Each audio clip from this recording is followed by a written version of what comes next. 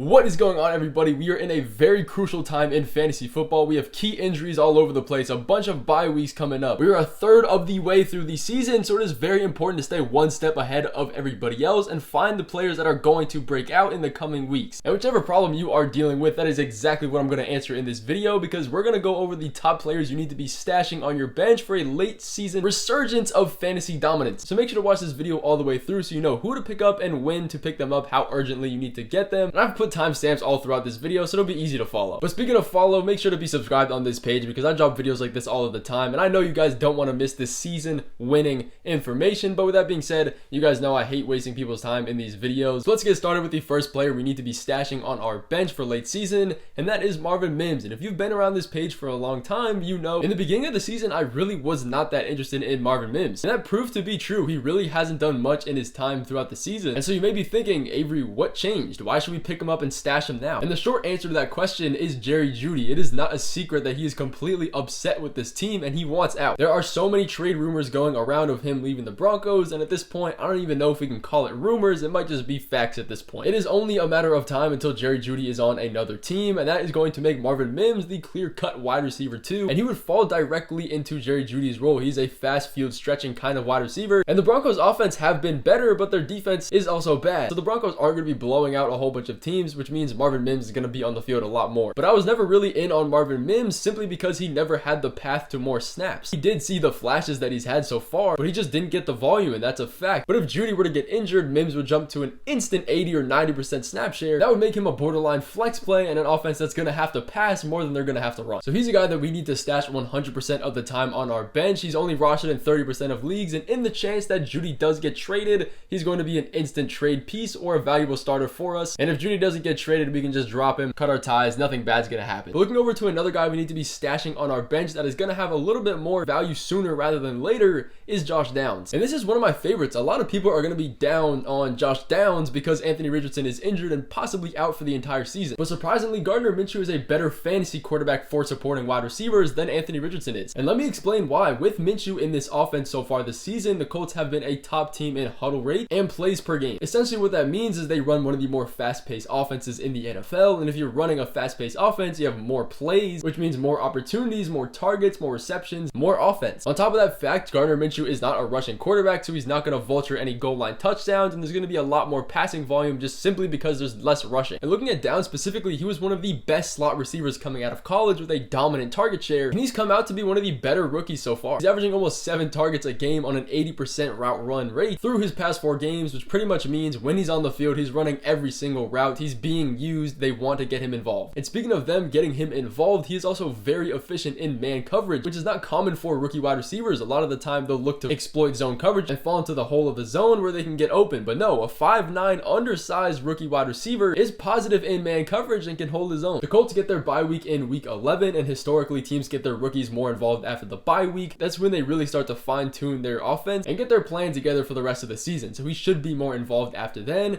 on top of the fact that he's going to be more involved gradually throughout the season because he's a rookie receiver. And for those of you that are worried about Gardner Minshew, he might not be the best fantasy quarterback for quarterbacks, but he is a great fantasy option for supporting wide receivers. He's nothing we have to worry about. But looking on to our next player we need to be adding and stashing on our team every chance we can get is Kyler Murray. And I don't have to talk about this one very long because we all know the circumstances, but let me remind you, as of right now, Kyler Murray is slated to come off the PUP list in the next couple weeks, and we need to take advantage of this while we still can. Similar to the Alvin Kamara situation, I was telling everybody we need to trade for him while we still can. He's not in the news, he's not putting up fantasy points, so his value is a lot lower than what it actually is, and now it's pretty much impossible to get Alvin Kamara on our team. But the good thing for us is that Kyler Murray isn't on very many teams, so we don't have to trade for him. We can just pick him up while we still can. He's only rostered in about 30% of leagues, and the Cardinals actually have not been terrible despite everybody thinking they're going to be the worst offense and team in the NFL, including myself. But we have to stop putting disrespect on Kyler Murray's name. He might be undersized, but he was an MVP candidate at one point. He can still play football, and he has a world of upside with his rushing. The team's defense isn't the best, which could lead to more passing volume for him. But again, I don't really need to go too in detail to why you need to pick up Kyler Murray and his intangibles. So go stash him before his return gets closer, and it's going to be pretty much impossible to get him. But looking at another guy we need to be adding off waivers, similarly to Kyler Murray, a guy that will have a late season resurgence. Michael Wilson, a wide receiver of the Cardinals, and you guys can see where I'm going with this. Michael Wilson is the wide receiver 2 or 3, pretty cut and dry throughout this entirety of the season. He has a great snap share, but he hasn't really been able to do much with it. He's averaging 4 targets a game, but he's had really good yardage on those splits, and let me explain why. Wilson is a field stretch guy. He gets a lot of his yardage downfield, and Josh Dobbs just does not throw that deep. That's why he's really not being utilized as much as he could be. But in the next coming weeks, Kyler Murray is going to come back, and we've seen time and time again he can easily support a wide receiver 1 or even 2 and 3. Not to mention the Cardinals have one of the easiest playoff schedules for fantasy football wide receivers, so when Kyler comes back, this team gets rolling. They're going to be both really slept on guys, and Michael Wilson will come into his own and probably be impossible to get on your team. So we do have to go through and stash Michael Wilson. He's not going to be an instant point scorer, and we can probably wait a few weeks until we can get him on our team, but definitely keep him in mind if you're not picking him up now or don't have a bench spot to do so. But very quickly, looking at a running back we do need to stash. This guy's name is Tyjae Spears, and this is probably the very last time we can consider stashing him before it is completely too late. He might not have the best fantasy numbers. He's only been averaging 8 fantasy points a game, and his stock might be going down to some people, which it's not. He's seen a 50% snap share since the tip off of the season, which is pretty unheard of for rookie running backs, especially when you're running next to Derrick Henry. But he's a great value for a billion reasons. He's continued to see above a 50% snap share for the entirety of the season. He's involved on 3rd and long situations on any passing down. He's the running back they bring on the field to move the chains. He's also a running back that the Titans use mostly when they are down in games, and if you've watched any of their games this season, they don't have a great offense and they're losing a lot of their games. They need to go higher pace, and they need to move the ball, and they need big play kind of guys. Tyjae Spears is on the field. And not to mention, he's going into the bye week in week 7, and we all know what happens after bye weeks for rookies, especially rookie running backs. And there's a real chance that the Titans are just completely not competitive. They're not fighting for a playoff spot, and there's no need to keep 30-year-old Derrick Henry on the field when he's at risk of injury and he's only going to be padding his stats. Spears has a great usage, but doesn't really have too many carries or opportunities on that usage. But we could easily see that go up more and more, as we've already seen. Now, I'm not saying he's going to overtake Derrick Henry by any means, but possibly at the end of the season, they could start to slow down Derrick Henry. But he also has short-term value as well if Derrick Henry were to get injured,